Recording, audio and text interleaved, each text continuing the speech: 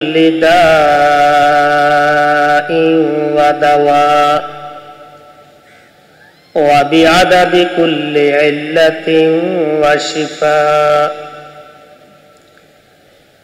أما بعد فأعوذ بالله من الشيطان الرجيم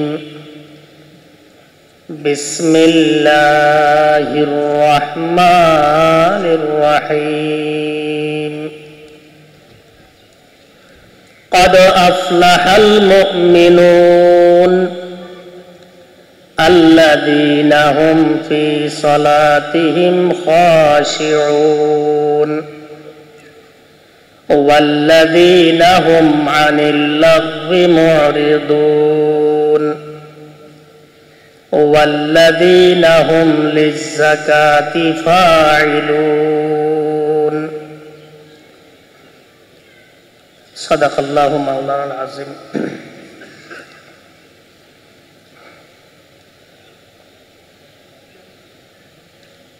উপস্থিত সদরে মোহতারাম হযরত উলামায়ে কেরাম মুরব্বিয়ানে আযম বিরাদরান ইসলাম আল্লাহ পাকের লাখ কোটি শুকরিয়া আল্লাহ পাক একটি দিনই মাহফিলের মধ্যে আমাকে আসার এবং আপনাদের পাশে বসার তৌফিক দান করছেন আলহামদুলিল্লাহ।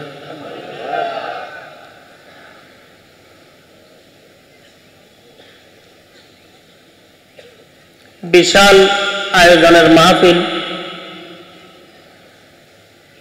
দেশবাসা হক্কানি আলেম ওলামা বয়ান করতেছেন, বয়ান করছেন, আরো সামনে করবেন। কর্তৃপক্ষের আদেশ পূরণের জন্য সংক্ষিপ্ত সময় নিয়ে আমি আপনাদের সামনে বসছি।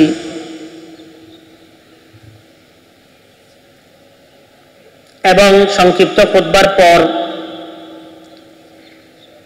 বিশেষ করে নামাজ সম্পর্কীয় আয়াতে কারিমা আমি আপনাদের সামনে তেলাওয়াত করছি।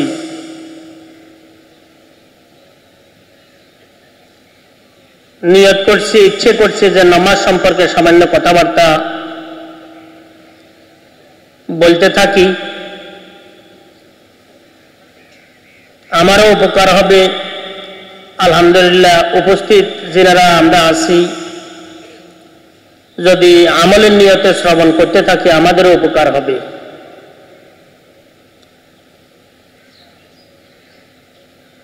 নামাজ সম্পর্কে আলোচনা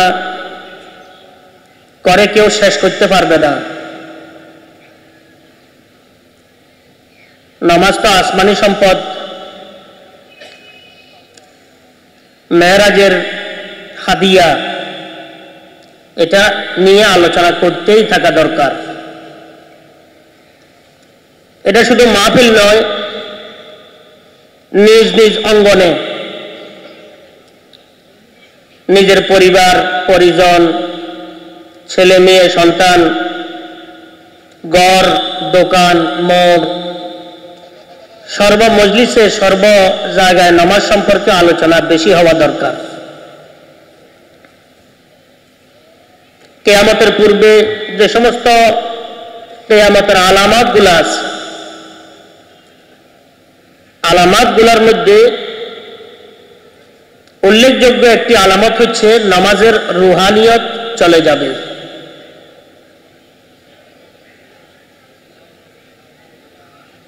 যদি আমরা আমাদের নামাজের বিষয়ের প্রতি দৃষ্টি রাখি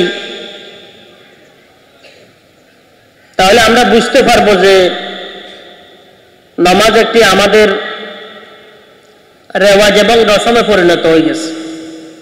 যারা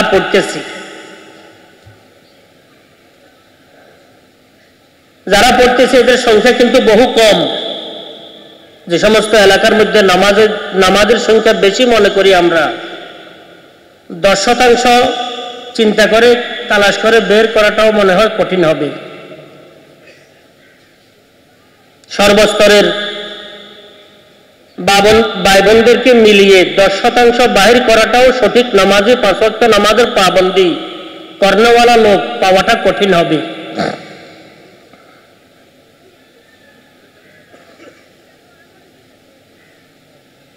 আর যারা আমরা নামাজ আদায় করতেছি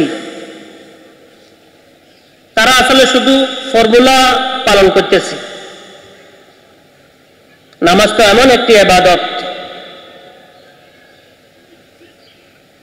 যেটা মেরাজের হাদিয়া, আল্লাহ পাকের দরবারে যেটার মাধ্যমে হুজুরি দেয়া হয়, হাজিরি দেয়া হয়। আল্লাহওয়ালাদের নামাজ আর আমাদের নামাজ কোনো মিল নেই। আমরা যারা নামাজ আদায় করতেছি 15 বছরের নামাজের যে অবস্থা, 70 বছরের নামাজের অবস্থা আরো করুন। দিন দিন তো উন্নত হওয়া দরকার ছিল, গভীরতা যাবার দরকার ছিল, খুশু খুজু অর্জিত হওয়ার দরকার ছিল। কিন্তু দেখা গেছে যত বয়স বাড়তেছে ততই নামাজের ব্যাপারে আমাদের মধ্যে দুর্বলতা কাজ করতেছে। কোনো মতে দায় সারা বস এই অবস্থা নামাজ আদায় করতেছি। আরো বড় আফসোস আর পরিতাপের বিষয়, যত এলেম কালাম বাড়তেছে, যারা আমরা মাদ্রাসায় পড়তেছি, যারা আমরা দ্বীনি কাজের সাথে লেগে আছি, আমরা মনে করতেছি আমাদের এলেম বাড়তেছে, আমাদের জ্ঞান বাড়তেছে, ধর্মীয় এলেম, ধর্মীয় জ্ঞান। কিন্তু দেখা যাইতেছে নামাজের ব্যাপারে দুর্বলতা আরো বেশি বাড়তেছে। আল্লাহ এবং বান্দার মাঝখানে যে বিষয়টি প্রমাণ করে যে এই বান্দা সঠিক বান্দা, যে বিষয়টি প্রমাণ করে যে এই বান্দার দিলের মধ্যে আল্লাহ পাকের মহব্বত আছে, সেটা হচ্ছে নামাজ। হযরত মুজাদ্দিদ আল-ফিসানি রাহমাতুল্লাহ আলাইহি লিখছেন, যার নামাজ ঠিক, এটা আলামত, লক্ষণ যে আল্লাহর সাথে তার বন্ধন সঠিক। যত রকমের দুর্বলতা ধর্মীয় ব্যাপারে যত ক্ষেত্রে পাওয়া যায়, সব দুর্বলতাগুলো নামাজের মধ্যে একত্রিতভাবে পাওয়া যায়। নামাজ ঠিক, সব ঠিক। নামাজ ঠিক নেই, কিছুই ঠিক নেই। ফারুক আজম রাদিয়াল্লাহু তাআলা আনহু লিখছেন,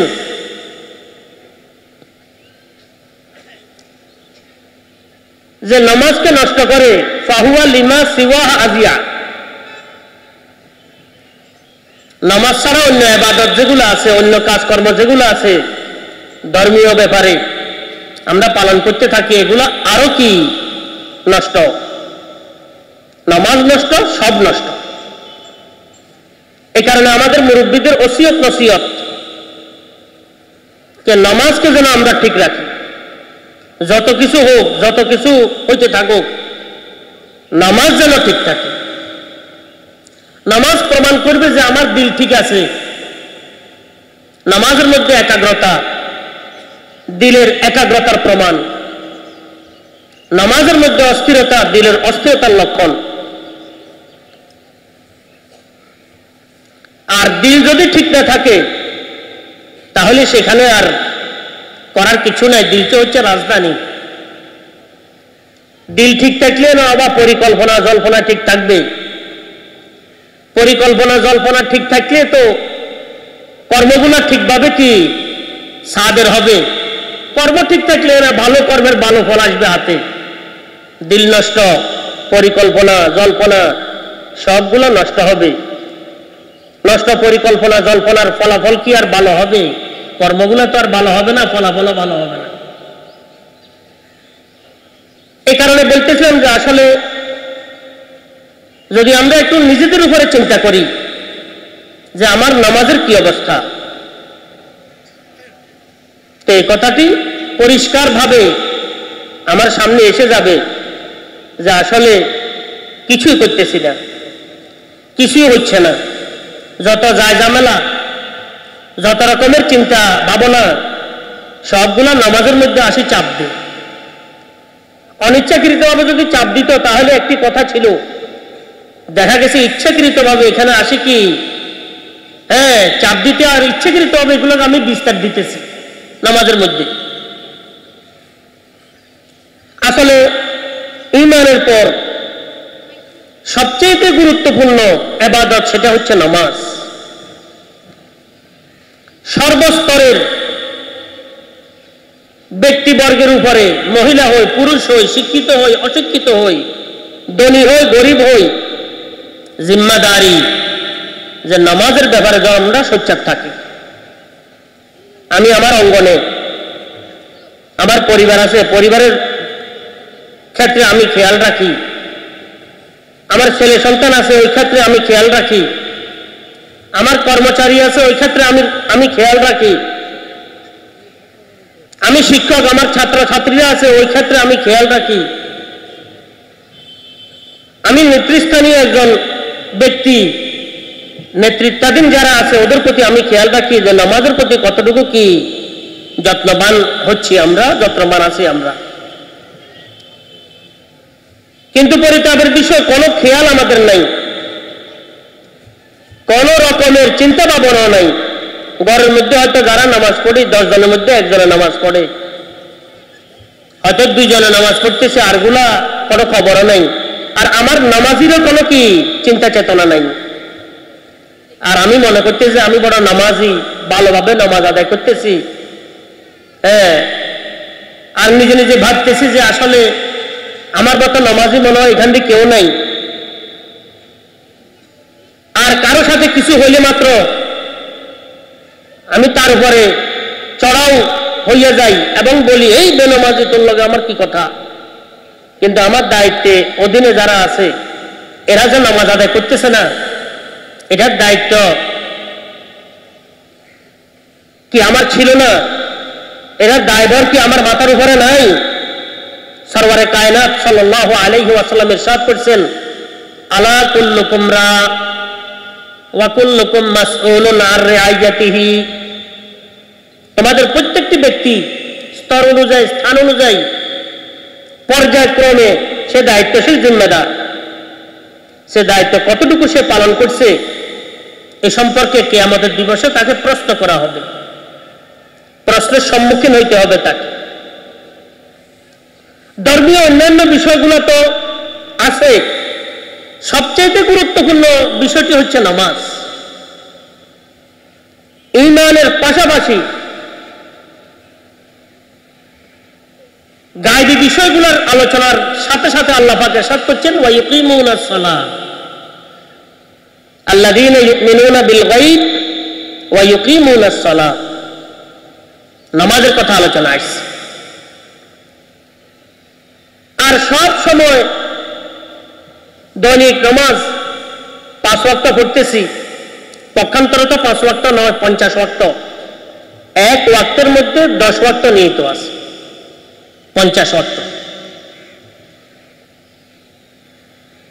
এটা দৈনিক হওয়ার কারণে এটার গুরুত্ব আর মহত্ব আমাদের অন্তর থেকে চলে গেছে। বাস আজান হইতেছে, হুর করে ঢুকতে আছি, সালাম ফিরাইতে আছে, হুর করে বাইরে যেতে আছে, কোনো কিছু নেই।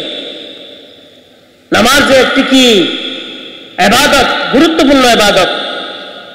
হযরত মুজাদ্দিদ আল-ফাসানি রাহমাতুল্লাহ আলাইহি লিখছেন যে নামাজে দাঁড়ানোর পর নামাজের বাইরের অবস্থা আর নামাজের ভিতরের অবস্থা যদি এক সমান হয়ে থাকে, তাহলে এক নামাজ কবুল না হওয়ার লক্ষণ। মানে স্বাভাবিক অবস্থা যেটা আছে নামাজের মধ্যে এইভাবে চলে।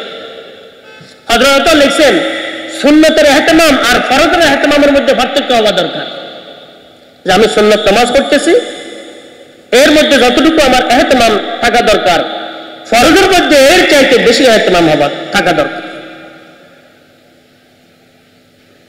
কিন্তু আমাদের তো খবরে নেই। সবাই আলহামদুলিল্লাহ নামাজ আদায় করতেছে, এটা আল্লাহ পাকের রহমত। কিন্তু এর পাশাপাশি নামাজকে পরিপূর্ণতা দেয়া, পরিপূর্ণভাবে নামাজকে আদায় করার চেষ্টা করা, এটা আমাদের জন্য কর্তব্যের দায়িত্ব। আমি বলছিলাম যে কাজে থাকি, একজন মুসলমান হিসাবে শিক্ষিত হই, অশিক্ষিত হই, পুরুষ হই, নারী হই, গরিব হই, ধনী হই, পদমর্যাদার অধিকারী হই অথবা বঞ্চিত হই, সবার জন্য নামাজ। আল্লাহর হাবিব ইরশাদ করেন, ওয়ালা তাতরুকান্না সালাতাম মাকতুবাতাম মুতাআম্মিদা। এ আমার সাহাবী কখনো ইচ্ছে করে ফরজ নামাজ ছাড়িও না। কেন? ফাইন্না মান তারাকা সালাতাম মাকতুবাতাম মুতাআম্মিদান ফাকাদ বারিআত মিনহু জিম্মাতুল্লাহ। ইচ্ছে করে যদি কোনো নামাজ ছেড়ে দিই, তার থেকে আল্লাহ পাক হেফাজতের দায়িত্ব উঠাই দেন। অন্য রাওয়ায়াতের মধ্যে আছে, সে বিজাতিদের ন্যায়, অন্যান্য জাতিদের ন্যায় যেখানে ইচ্ছা সেখানে চলতে থাকুক, ফিরতে থাকুক, খাইতে থাকুক, মরতে থাকুক, আল্লাহ পাক কোনো পরোয়া করেন না। কি অবস্থা হবে? আর সবচেয়ে বেশি অবহেলা বর্তমান প্রেক্ষাপটে আমাদের মধ্যে নামাজের। হযরত মুফতি আজম মুফতি ফয়জুল্লাহ সাহেব রহমতুল্লাহ বারবার বলতেন, অবা লাগে যে আল্লাহ পাক আমাদেরকে নামাজের জন্য সৃষ্টি করছেন। নামাজের প্রত্যেকটি রুকুন সবগুলা এমন ভাবে আল্লাহ পাক নাযিল করছেন, হুকুম এমন ভাবে নাযিল করছেন, লাগে যে আল্লাহ পাক নামাজের জন্য কি সৃষ্টি করছেন আমাদের। সব অঙ্গ প্রত্যঙ্গ গুলা নামাজ ছাড়া অন্য কোনো ইবাদতের মধ্যে সাধারণত কি কাজ করে না। সজদা গেছেন, মাথার চুল হইতে পার কালি পর্যন্ত পুরাটা সজদা উঠে দিয়েছে। সুবহানাল্লাহ। মুফতি আজম রহমতুল্লাহ বলতেন, অবা যে মজলিসের মধ্যে নামাজের কথা আলোচনা হয় না, ওই মজলিস পরিপূর্ণ মজলিস নয়, সেখানে নামাজের কথা আলোচনা করা দরকার। যত বেশি আলোচনা করা যায়। তো মানুষের আসলে মেজাজ পরিবর্তন হয়ে গেছে। মাঝে মধ্যে গেলে বিভিন্ন মাহফিল অনুষ্ঠানে তো এলান করা হয়, তো আজকে অমুক হুজুর আসছেন, হযরত আসছেন, তো বহু অজানা বিষয় আপনারা কি জানতে পারবেন। অজানা বিষয় জানার নাম তো আসলে ইলম নয়। অজানা বিষয় কি জানবে? জানা বিষয়গুলোকে বারবার আলোচনা করা যেন আমলের তৌফিক হয়, সেটা হচ্ছে ইলম। আমরা যত জ্ঞানগুলো অর্জন করতেছি, মাদ্রাসায় জ্ঞান অর্জন করতেছি, মক্তবে জ্ঞান অর্জন করতেছি, মাহফিলে জ্ঞান অর্জন করতেছি, দ্বীনি বই পুস্তকের মাধ্যমে হক্কানি আলেম ওলামাদের সোহবত সংসর্গ থেকে জ্ঞান অর্জন করতেছি, সবগুলো আসলে কি আমলের উদ্দেশ্যে করতেছি না অন্য কোনো উদ্দেশ্যে? এটার মাপকাঠি হচ্ছে নামাজ। যে নাকি জ্ঞান অর্জনের সাথে সাথে নামাজের প্রতি আন্তরিক হবে, তার আল্লাহর রহমতে মনে করতে হবে যে এই জ্ঞান তার আল্লাহর জন্য, আল্লাহর রেজামন্দির জন্য। আবার আল্লাহর রেজামন্দির জন্য যদি জ্ঞান না হয়, এই জ্ঞানের তো অজ্ঞান থাকাই ভালো, জ্ঞান হারা থাকাই ভালো। আমরা মাদ্রাসা পড়ালেখা করতেছি, আমরা কি আসলে আল্লাহর রেজামন্দির জন্য পড়ালেখা করতেছি, না নিজের কোনো একটা কি মনোভাবে হোক, প্রকাশ্যভাবে হোক, কোনো একটি উদ্দেশ্য আছে? এটার একটি মাপকাঠি হচ্ছে নামাজ। যদি জ্ঞান বাড়তেছে, নামাজও আলহামদুলিল্লাহ, নামাজের প্রতি আন্তরিক হচ্ছি, দিনে রাত্রে একাএকি লোকালয় সকাল বিকাল যে নামাজগুলো আছে, নামাজের প্রতি আন্তরিক হচ্ছে, নামাজ ঠিক হতে যাচ্ছে, তাহলে আমার জ্ঞান আল্লাহ পাকের ফজল করমে এটা ইলমে নাফি, এটা ইলমে নাফি। আর যদি জ্ঞানে অর্জন করতেছি, সার্টিফিকেট অর্জন করতেছি, প্রসিদ্ধি অর্জন করার চেষ্টা করতেছি, কিন্তু নামাজ আসতেছে না, ঠিক হচ্ছে না, নামাজের প্রতি আমি আন্তরিক নই, তাহলে এই জ্ঞানের চাইতে মূর্খতাই ভালো। जुजिया दे दोस्त हर चे कुनी उम्र जाए आस्त जो सिर इश्क हर चे बेखानी बतालतास्त सादी बशो लोह कलम अग नक्शे गायरे हक इल्मे के राहे हक ना नुमायत जहालतास्त।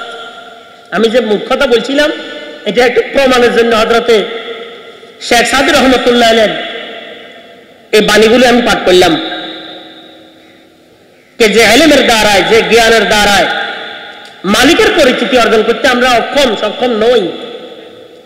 জ্ঞান বাড়তেছে, মালিককে চিনতেছি না। ধন বাড়তেছে, মালিককে চিনতেছি না। পজিশন বাড়তেছে, মালিকের কাছাকাছি যাচ্ছি না, মালিক থেকে দূরে সরতেছি। এই জ্ঞান, এই ধন, এই পজিশন, এই দুনিয়ার উন্নতি, এই অগ্রগতি সব কিছু লাগে যে বর্বরতা, মূর্খতা। যেই কাজে পড়ি মানুষ মালিককে ভুলে যায়, ওই কাজ কখনো কি সঠিক কাজ হইতে পারে না। আমরা যদি আমাদের মালিককে ভুলে যাই তাহলে এটা কিসের জ্ঞান হলো? এই কারণে আমি আপনাদের খেদমতে অনুরোধ করতেছিলাম যে আসলে সব বিষয়গুলোর সাথে আমরা নামাজকে একটু কি লাগিয়ে রাখার চেষ্টা করি, নামাজকে ঠিক করার চেষ্টা করি। এখানে আমি যে আয়াতে কারিমা আপনাদের সামনে তেলাওয়াত করছিলাম, এখানে শুধু নামাজ পড়ার কথা নয় যে নামাজ পড়ো, এখানে নামাজকে কায়েম করার কথা আছে। আল্লাযীনা হুম ফি সালাতিহিম খাশিউন বলা হয়েছে, খুশু খুজুর সাথে যে নামাজ আদায় করে। তা আমি আপনাদের খেদমতে এতটুকু কথা অনুরোধ করব যে আমরা যেখানে যাই দায়িত্ব অনুযায়ী, শক্তি অনুযায়ী, যেখানে বসি দোস্ত বন্ধু বান্ধব আছে, সেখানে নামাজের কথা আলোচনা করি। সাধারণত হয়তো মনে করে যে এটা হুজুরদের দায়িত্ব। না, হুজুরদের দায়িত্ব, ইমামদের দায়িত্ব আলোচনা করা, ফর্মুলা দেয়া, বাস্তবায়ন করা, এটা সবার দায়িত্ব। স্তর অনুযায়ী সবার দায়িত্ব। কারো পরিবারের মধ্যে যায় হুজুর কি নামাজ পড়ার জন্য যেন বলতে না হয়, মসজিদে আলোচনা করছেন, এটা বাস্তবায়ন করব, এটা ফর্মুলাকে সঠিকভাবে পালন করাবো। আমরা যারা শ্রোতারা আছি, আমরা তারা সবাই দায়িত্বশীল, কিন্তু সবাই দায়িত্বশীল। এই কারণে আমি আপনাদের খেদমতে অনুরোধ করব যে নামাজের ব্যাপারটাকে আমরা খুব ভালোভাবে, আন্তরিকভাবে গ্রহণ করার চেষ্টা করব। আমিও দোয়ার প্রার্থী, দোয়া চাইতেছি, সবার জন্য দোয়া করতেছি। আল্লাহ পাক যেন আমাদের নামাজ ঠিক করাই দেন, সঠিকভাবে নামাজ আদায় করার, সুন্নত মোতাবেক দৃঢ়স্থিরভাবে খুশু খুজুর সাথে আদায় করার যেন তৌফিক আমাকে, আমাদেরকে সবাইকে দান করেন। ওয়া আখিরু দাওয়ানা আলহামদুলিল্লাহি রাব্বিল আলামিন।